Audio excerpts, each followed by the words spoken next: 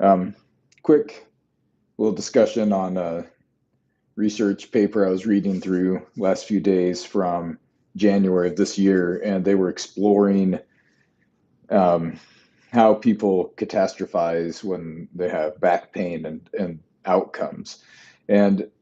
and this is something I try to get across to patients when we work with them in at these more accident settings. And a lot of times it's can be simpler in in these in this kind of work because a lot of the patients I see, it's the first time something, a lot of them, first time something's ever really happened to them.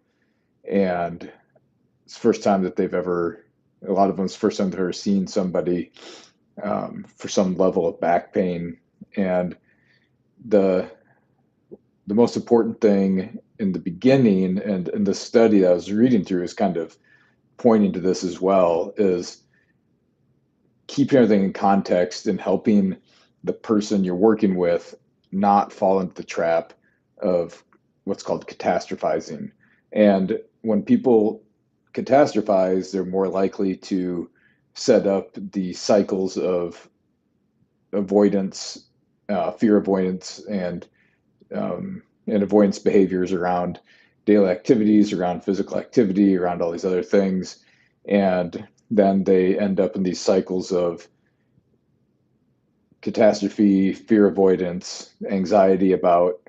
movement, fear about doing anything, detraining, deconditioning, oversensitization, and the cycle continues and continues. And these are hard things to unpack for folks and people dealing with chronic back pain that have fallen in this catastrophe cycle are extremely challenging to work with because you have to you have to peel back their reasons for falling into that mindset when they have this, some initial level of back pain that starts them down that path into those chronic territories where they get into that psychological mindset. So, it's really important when you're kind of that first person talking to somebody who's having back pain, um, is to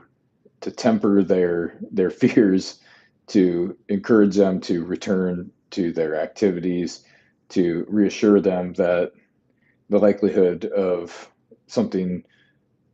severe and pathological going on is low. You can run any sort of tests that you feel are relevant that may help give peace of mind to the person. And even if those tests include some sort of imaging, making sure that if you get CT, MRI, X-ray, any of those things with the person who's having back pain, that you keep the reports and what you see in the proper context to not continue to trigger those catastrophic levels of thinking that snowball into those problems. So, the what they're starting to find in these instances of chronic back pain is managing that psychological catastrophizing may be kind of the link. And once you can get people to work out of that mindset, and these may then this stuff might even be out of your scope of practice, might even be out of your level of expertise, and you may have to employ the services of some kind of behavioral health psychologist or something along those lines to really help somebody break out of those patterns. But understanding that if you can somehow help the person create better strategies around their thinking of what's going on, then you can start to get them to do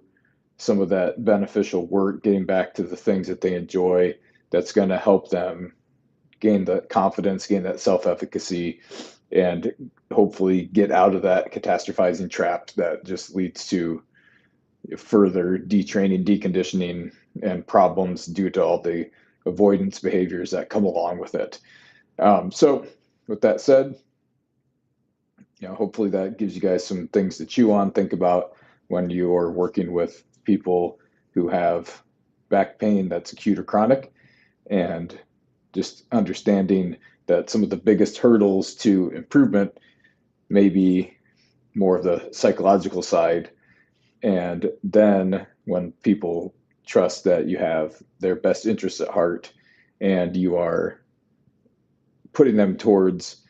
or you're helping them gain confidence and understanding that they're going to be okay,